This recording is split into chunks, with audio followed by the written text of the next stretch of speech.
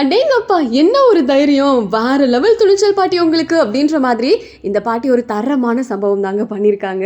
கேரளாவோட கோழிக்கோட்ல எரஞ்சிபாளையம் traffic signal பக்கத்துல நடந்த இந்த சம்பவம் சமூக பொறுப்போட சிறந்த எடுத்துக்காட்டா மாறி இருக்குன்னு தான் சொல்லணும். அதாவது ஒரு பாட்டி அவங்க பெடஸ்ட்ரியன் வாக்ல நடந்து வந்துட்டுருக்காங்க. பக்கத்துல ரோட்ல பார்த்தீங்கன்னா, டிராஃபிக்கா இருக்குது. பைக்கு, காருன்னு வரிசையா நின்னுட்டுருக்கு. ரோட்ல வந்து டிராஃபிக்கா இருந்ததுன்னா என்ன பண்ணுவாங்கன்னா, நெறைய ஸ்கூட்டி, பைக்கெல்லாம் வந்துட்டு பெடஸ்ட்ரியன் வாகனத்த ஓட்ட ஆரம்பிச்சுருவாங்க. அந்த மாதிரி அங்கேயும் என்ன பண்ணியிருக்காங்கன்னா, அதான் பெடஸ்ட்ரியன் வாக் இருக்கே, நம்ம ஏன் அங்கே நிற்கணும்னு சொல்லிட்டு பெடஸ்ட்ரியன் வாக்கில் ஒரு ஸ்கூட்டி வந்திருக்கு.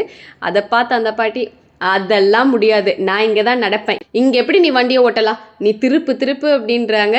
ஆனால் அவரும் வந்துட்டு இல்லை, இந்த சைடு போகிறாரு, அந்த பாட்டி விடவே மாட்டுறாங்க. வழியை மறித்து நின்றுட்டு நீ திரும்பி போ அப்படின்ற மாதிரி அவங்க அவ்வளோ தைரியமாக கெத்தாக துணிச்சலாக நிற்கிறாங்கங்க. இந்த வயசுலேயும் அப்படி நிற்கிறாங்க. உடனே அவருக்கு வேறு வழியே தெரியல, ஏன்னா இவங்க தான் மறைச்சு நிற்கிறாங்களே.